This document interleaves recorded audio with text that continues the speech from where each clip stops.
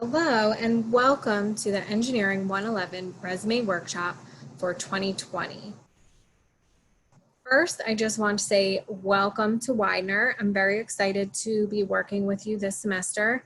My name is Kelly Tierney. I am the Assistant Director of Experiential Learning in the Career Design and Development Office here at Widener. I will be your primary career counselor. I am the liaison to the School of Engineering.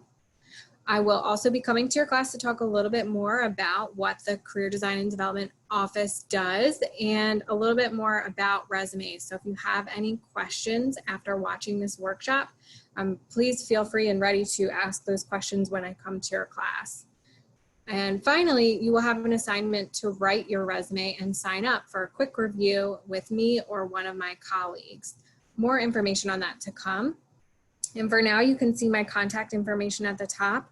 Please feel free to reach out to me or to request to schedule an appointment. So let's jump into things and get started talking about resumes. You might be wondering why I'm starting this workshop with a picture of a suitcase. What does a suitcase have to do with a resume? Well, I like to start with this because your resume is like a suitcase. When you are packing your suitcase for a trip, you only pack your best outfits, right? And you pack appropriately for where you're going. So when you pack to go skiing, you pack your winter clothes, your skis, all of your equipment. If you are packing to go on a vacation to a nice island somewhere, you might pack a bathing suit and some appropriate attire for that type of weather. Your resume is just like that. You're going to keep employers' needs in mind and include information on your resume that is targeted towards what the employer you're sending that resume to might be looking for. You're going to include only the best and most recent and relevant information about you for that employer. That being said, just like how you might pack a different outfit depending on where you're going, your resume can be different for each application. So a resume for an RA application might look just a little bit different than a resume for an engineering internship position. So before we jump into different sections, I want to give you some general resume rules in addition to that suitcase analogy. So first up, just in line with that analogy, your resume is your marketing document. So you want it to be in great shape and you want it to highlight the best attributes about you as they relate to what you're applying for. A resume chronicles your experience, your education, and your accomplishments. In terms of formatting, it should be easily scanned. So we often use bullet points to do that. And your writing style should be concise. And a recruiter or an employer is not going to spend a lot of time glancing over your resume initially, so you want it to be easy for them to skim through and read quickly. When writing the resume, we assume that you're talking about yourself. So you get to take out any kind of pronouns like I, me, my, our. You can simply just remove them and the sentence will still make sense. You can also remove articles like words like the and You can just take them out and that just goes back to making this something we can read very, very quickly. As a student, your resume should be 1 page maximum. Sometimes you'll see 2 to 3 pages for experienced professionals. This is important. Do not use a template. When you Google and pull up a template from somewhere like Google or Microsoft, they give you a structure that is very hard to edit and move around. It often doesn't take full advantage of the space. And we see the same ones over and over. So do not use a template. Today I'm going to share with you some tools that you can use that are similar to a template but allow you much more freedom in editing and changing the content. Consistent formatting is important throughout the resume.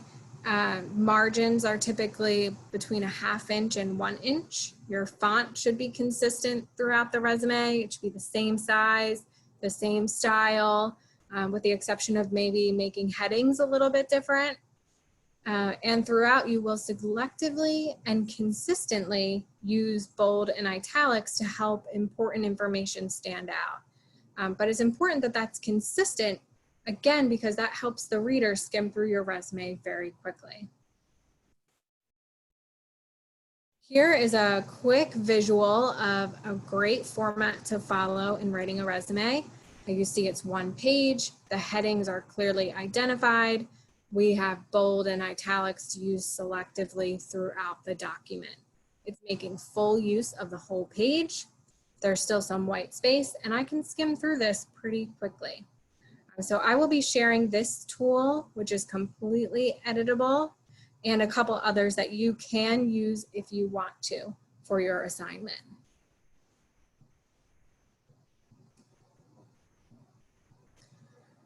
Now, we're sharing these tools with you just as a guide. But before you begin your resume, you might want to think about what sections or headings fit with your personal experience and accomplishments. So here are some examples of options for sections. Banner and contact information, there's a star there. You do have to include that. And we'll talk more about each of these as we go through the presentation. You do need to include education. Most likely your degree is what's going to qualify you for most of the jobs that you're applying for, either for an internship or an entry-level position. So at this stage in your career, your education section should come right after your banner and contact information. You might have research experience to include. You could have presentations and publications, professional experience, or work experience, volunteer experience, additional experience. You can include leadership positions and activities that you're involved in, professional organizations that you're a member of, specialized skills that you have. Finally, again, as I mentioned, you don't have to include all of these. Your resume should play to your specific strengths and experiences. And after the education section, the order of your sections is really up to you. So you might want to think about, well, which sections are most important to the jobs that I'm applying for? And you would put those first. So let's begin with your banner. Your banner should include your name. And you should put your name in a larger font. You want that to stand out. Next, you want your contact information. You should have one phone number, one address. I've also seen some people include just their city and their state, and that is fine. And one professional email address. Your Widener email is great. You can use that. If you have a up-to-date published LinkedIn profile, you can include a customized LinkedIn link.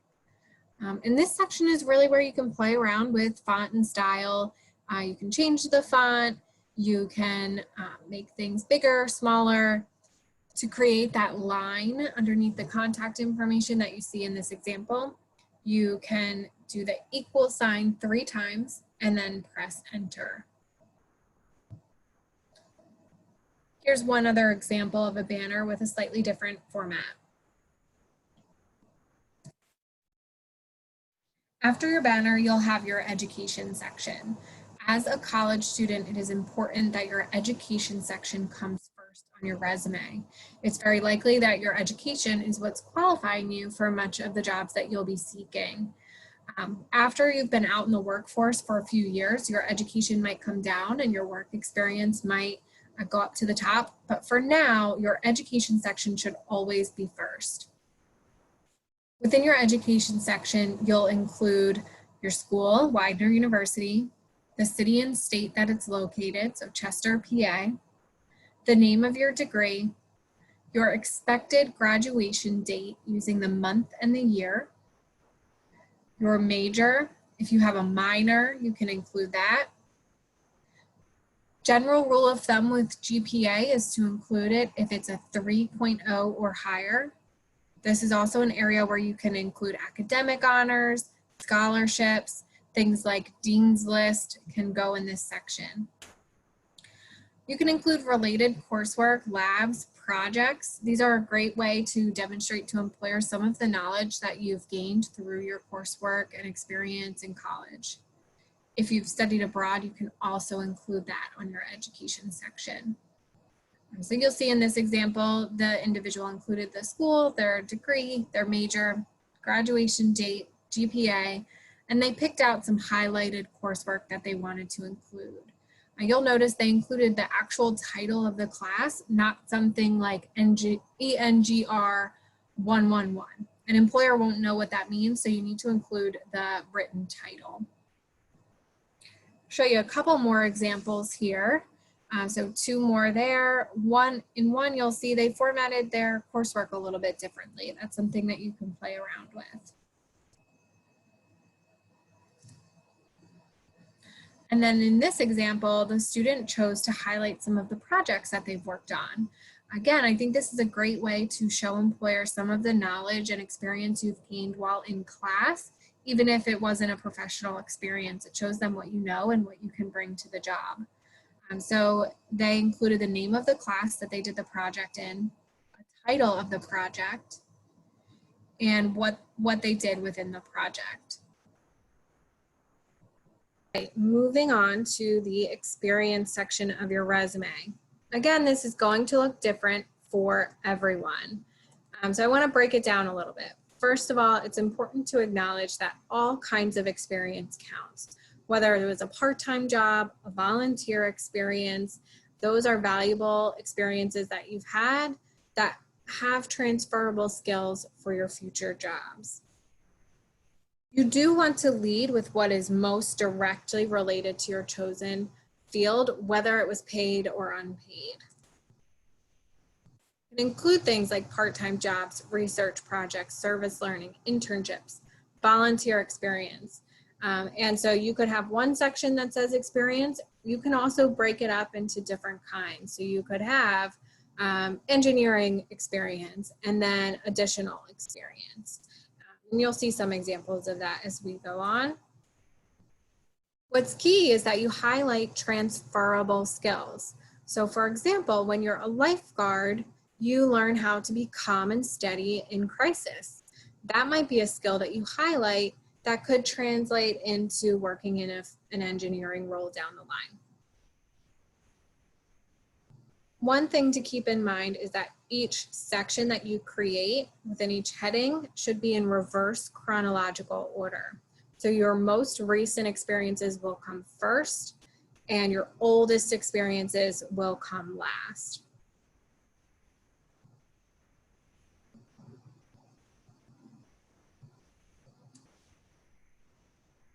So before you even begin writing this section, I want you to think about, well, what kinds of skills are employers looking for? This could be across the board. And then maybe you want to think about, well, what kind of skills are especially important to engineering? Just to give you a starting point, if you're not sure, I'm going to list a couple of skills that were identified by the National Association of Colleges and Employers as important career competencies. This was a list developed by recruiting professionals, HR professionals, and career counselors. And these 8 skills were identified as the skills that employers want to see when a student is going into their first job. So critical thinking and problem solving, oral and written communication, teamwork and collaboration, digital technology, leadership, professionalism and work ethic, career management, and global and intercultural fluency. So before you begin, if you're not sure where to start, take a look at this list and try to think of some experiences that you've had where you've demonstrated something like critical thinking and problem solving, where you've used your oral and written communication or teamwork skills. This could be through a work experience or a club or an organization that you're a part of. And then as we write your experience section, we're going to demonstrate how you use those skills in those experiences. Again, think about some skills that might be more relevant specific to engineering. Perhaps some programming skills might be relevant. Problem solving, teamwork, safety are definitely all relevant to engineering.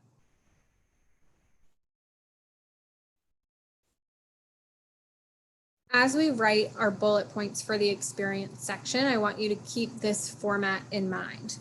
Action verb, task, impact. Action verb, task, impact. Impact is often the hardest part to define. So you can ask yourself these questions. How did I do this? Why did I do this? What were the results of my work? And what changed because I did it? What's important is that your resume shouldn't look exactly like the job description. I can Google the job description for most positions out there. What an employer wants to know is what you brought to this experience and what skills you're going to take from that experience that will benefit you in the future role. It's also important in these bullet points to be descriptive and use very strong action verbs. So I've included an action verb list here, and I will share one for the class files as well. When I've been working with students, we've often found that when it's hard to get started to write a bullet point, it's sometimes helpful to take a look at a list like this, look for a verb that lines up with what you're trying to say, and start with that. So as you write your resume, I recommend having a list like this up somewhere. All right, so I want you to pause for a second. And before you begin writing the rest of your sections, take a minute to jot down some skills you have that you want employers to know about. Here are some examples. Safety, from my lifeguard experience. Coding, from my high school robotics team. And teamwork, from being on the cross-country team. So take a minute and do something similar. Jot down some of your skills and where you have developed them.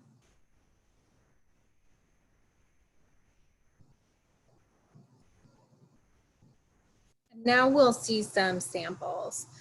So this one is a good example of writing out professional experience. This student did have a co-op position, but prior to that, they had a job that was not necessarily related to engineering. So you can see both options here.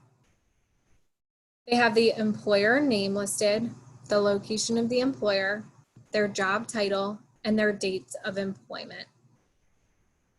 Each bullet point starts with a descriptive verb, and they quantified in their description when possible. Quantifying is something that really strengthens a description in a resume. It speaks to how much you did something. So you'll see, for example, in that fourth bullet point in the engineering co-op position, the student created an Excel sheet to be able to sort thousands of lines of data into labeled tables for ease of use. The student used keywords and highlighted transferable skills. And I also wanted to point out that when they worked at Triad Building Specialties, it was a summer job. So you can see an example here of how to format a summer position.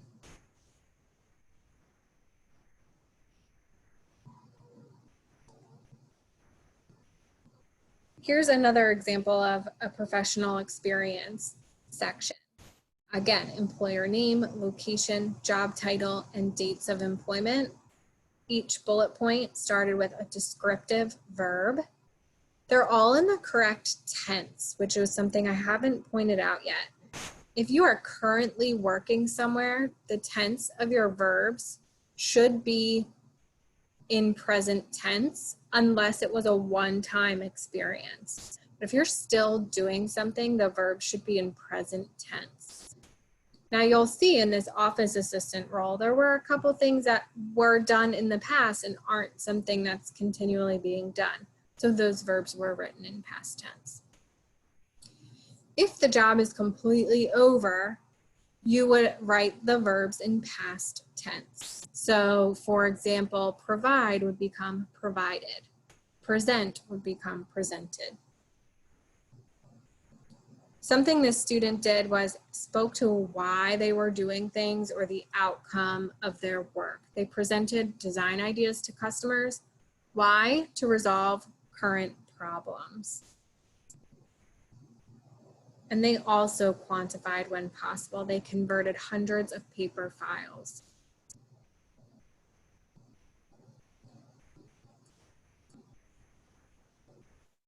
Research is a special type of experience. So if you've had research experience, listen up. If you haven't had research experience, you have the option to skip through this section. If you've had the experience, you want to treat it like a job. You still list the site, the location, your role, the dates. But something unique about research experience is that you also list who your supervisor was. For bulleted descriptions, you will include the title and overall scope of the project or study. You want to include your specific role on the team. What did you do? Are there any key or early learning results? And if you've presented or published your results anywhere, you should absolutely include that as well.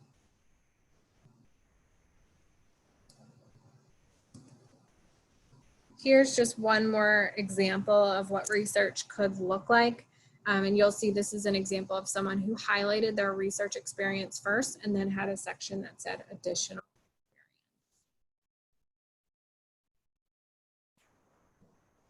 All right, leadership and activities is another common section for college students. You can title it leadership and activities. You could title it involvement, extracurriculars, however you like it best. But it is a great thing to include to demonstrate some of the things that you've done outside of class and to highlight some of the transferable skills that you've gained from those experiences. For the most part, you're going to follow the same rules that you've followed about the experience section. So you'll see here, they have the name of the organization, their dates of their participation, and their title, and then a brief description using that action, verb, task, outcome format, explaining some of their accomplishments and transferable skills through those organizations. So you can include things like clubs you're a part of. This could include sports that you're a part of. It could include your participation in the OSCIN leadership program.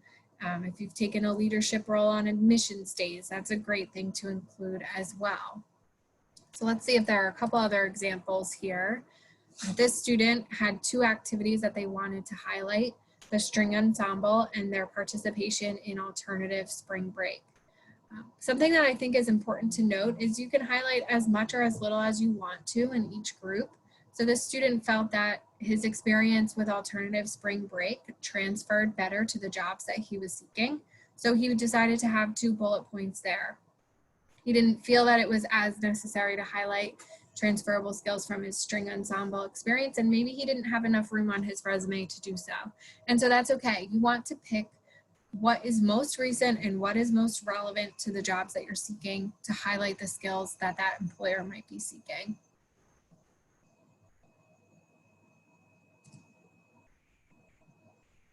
Another couple examples here. The first example, again, this person maybe didn't have enough room to detail their activities. They filled it up with other experiences, and that's fine. So in this first example, they just listed the experience.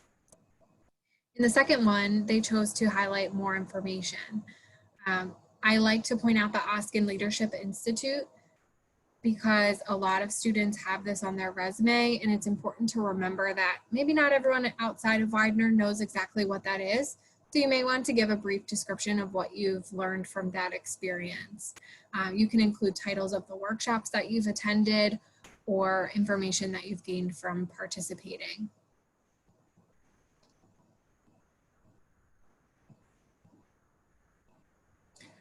Volunteer experience, again, very similar to jobs, to your leadership and activities sections, but they can become their own section if you'd like. So you see here the title of the person's volunteer role, where they volunteered, the location, and the dates of their participation. Using that action, verb, task format, and they're highlighting transferable skills, quantifying when possible.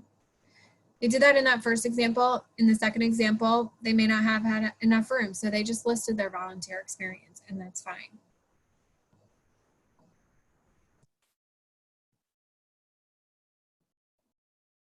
All right, and next up we have the skills and certification section. I feel that this is very important for most engineering related jobs. It's a section that's meant for objective, hard skills. So not your soft skills like something like communication. This is a section for hard skills, which tends to be related to lab skills, language skills, computer skills, or certifications that you've achieved. It should be something that I could essentially test you on in an interview, or you could demonstrate for me. Whereas you could demonstrate your experience with Excel, you might not be able to demonstrate your experience as a good communicator. So those soft skills should be highlighted up in your bullet points through your work experiences and your activities and so forth. The skills section is meant for just the hard skills. You can include a level of proficiency in your skills, but be honest and be careful. If you say you're fluent in a language, don't be surprised if you get asked a question in that language. So be very honest. You can indicate that you're a beginner or you are just conversational in Spanish, and that's valid and important to include. Just make sure that you're being honest in your descriptions. This person broke it down into 3 different categories, which helped make it really easy for me to read. So they have their chemistry laboratory skills, their computer skills, and their language skills listed. We'll see a couple other examples. Up top, this individual just wanted to highlight that they have computer skills, and they picked 2 levels of skill, proficient and intermediate, and they listed the skills across there. In the middle here, the individual listed 3 types of skills that they wanted the employer to know they had. And in this last example, again, they broke it into 2 different categories, computer and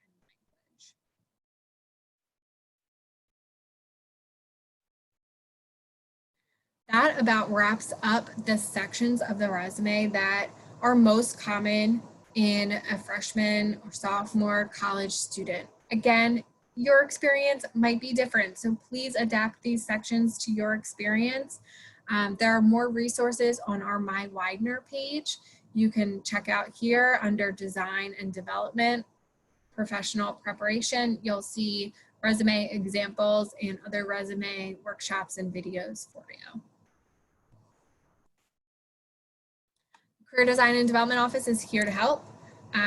We can help review your resume prior to your assignment due date if you'd like. We can also help with other things like career exploration, job search strategies, and interviewing assistance. So please keep that in mind. You can email careers@widener.edu, or you can email me directly if you'd like to schedule an appointment. And we also have walk-in hours via Zoom Monday through Thursday from 1 to 3 p.m. The link is right there. The walk-in hours are meant for a quick question without an appointment if you'd like to pop in and meet with a career counselor. Thank you so much for your time, and I'll be talking to you soon. Please come prepared with questions.